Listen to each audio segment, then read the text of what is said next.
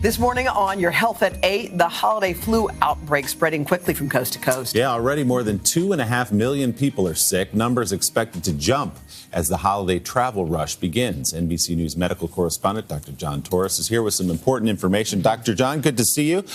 So let's start with what you do, first of all. If you think you may have the flu, what steps can you take? And, when I talk to people, and if you've ever had the flu, people say, I know exactly when it happened, because you go from feeling kind of under the weather to all of a sudden you feel absolutely miserable. You get body aches, you get fatigue, you get chills, you just start feeling horrible and it comes on like a light switch. And people will tell me, I kind of felt like I got hit by a truck. It was awful.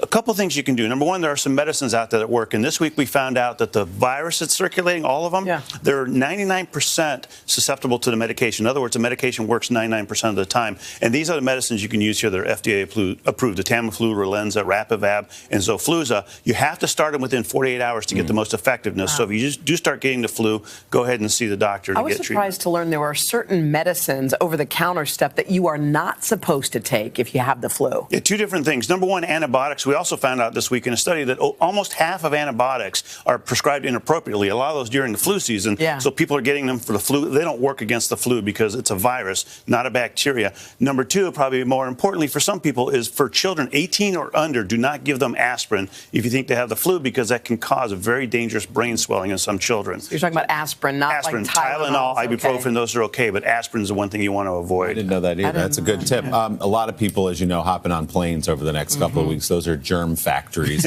What should you do before you get on a plane or while you're on the plane? So number one, remember how flu gets into your body. It gets in through your mouth, your nose, or your eyes. So wash your hands constantly and don't touch your face until you do wash your hands. That's probably an important step because, again, that's how it gets in. Wipe down surfaces. We're talking the tray, the armrest, those types of things, because those are the dirtiest parts of the airplane. And if you are sick, especially if you have a fever, stay home. If you're coughing or sneezing, cover up. And that's the vampire sneeze we always talk about doing. How about the people who wear those surgical masks? Does that work? And the surgical masks work somewhat because they help prevent the bigger particles from coming out if somebody's coughing or sneezing, but the virus can get through them. And so they don't work very well. So they help a little bit, but they're not definitely 100% effective at all. Okay. Sounds like you were flirting with the idea of wearing a surgical mask. I've seen so many people do it. I'm like, does it work? It does help a little bit, again, from some of the bigger particles. Better than nothing. All right, great stuff. Dr. Torres, thanks so much. Good to see you.